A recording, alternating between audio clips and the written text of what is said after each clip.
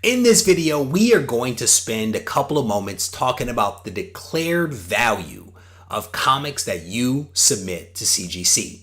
If you want to know the details, stay tuned to the video. Regie here, your friendly neighborhood bodybuilder and comic book collector, and I want to welcome you to another one of my videos.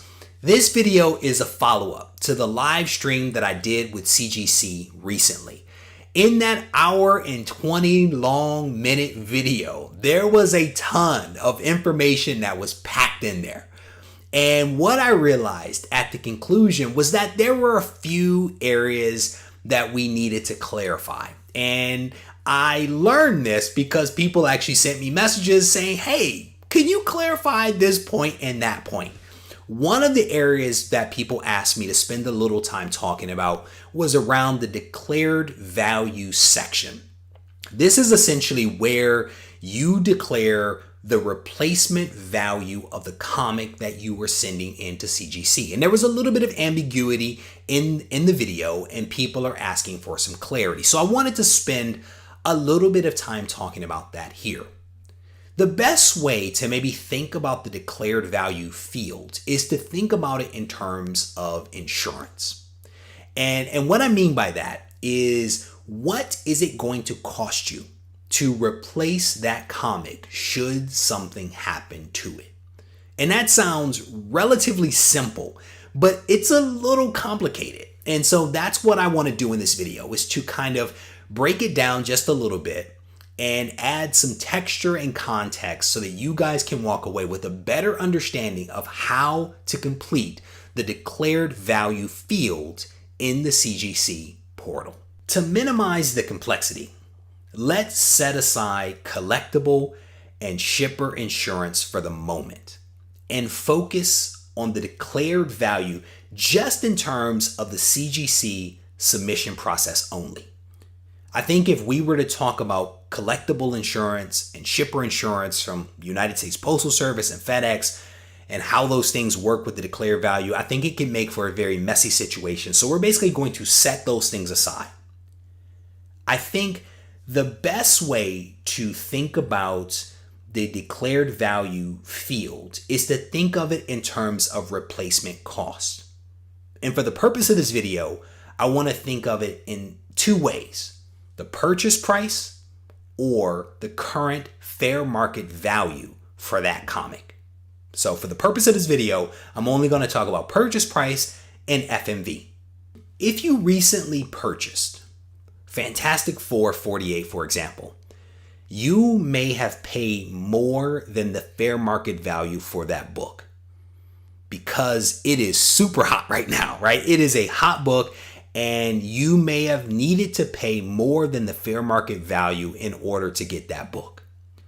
And in that case, if you were completing the declared value field, you might want to go with the purchase price, because the purchase price will actually make more sense from a replacement standpoint than the current FMV. And again, the reason for that is because you had to pay more than the FMV. So the higher number is probably going to be the better number to use if you needed to replace that comic.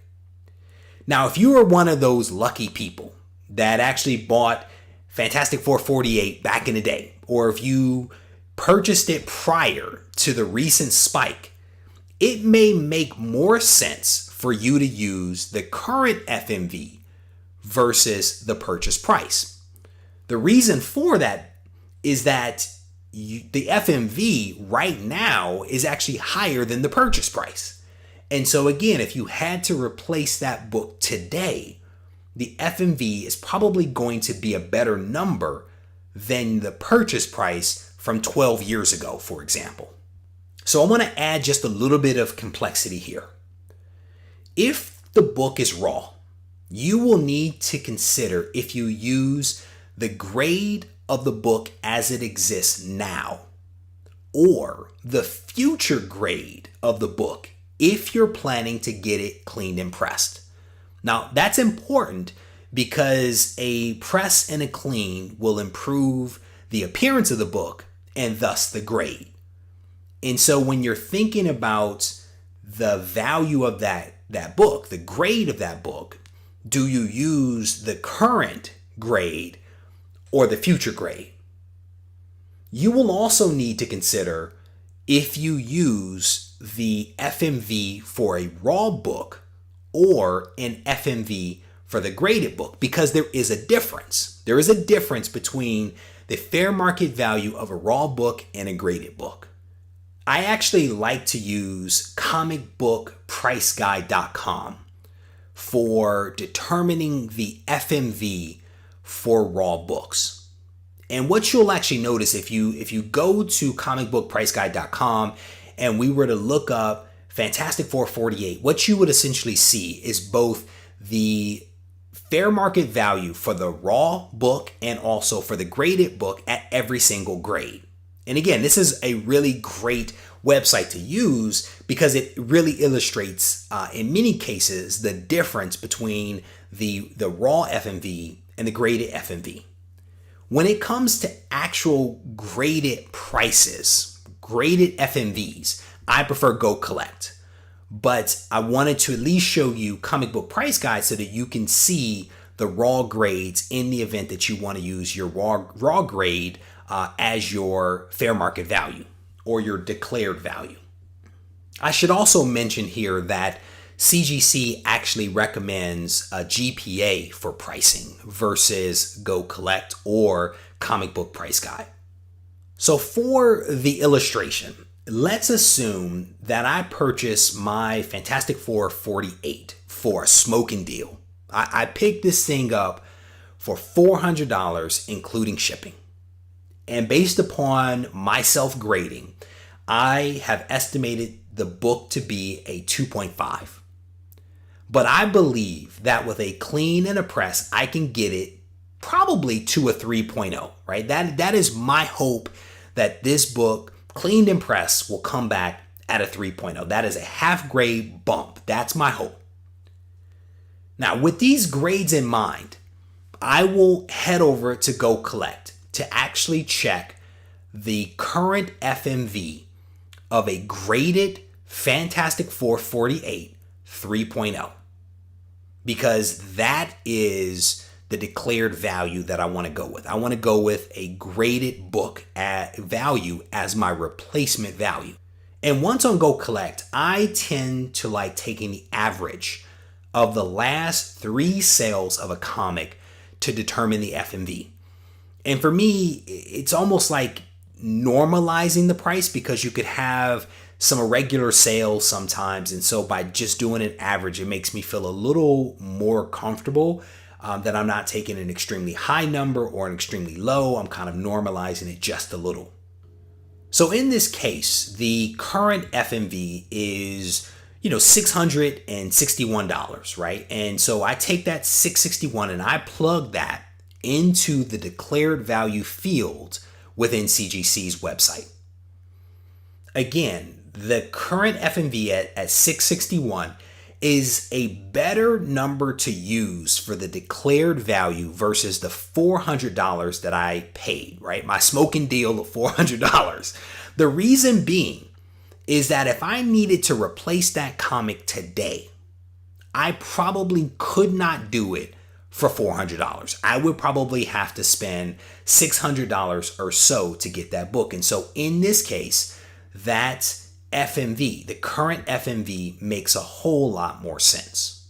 So some might say they want to overestimate the declared value. So in the example that I gave, the book was $661, right? So instead of putting that into the field, someone might choose to do $1,000 or $1,500 or something like that. So if something goes wrong with the book, they will actually receive a larger sum of money back.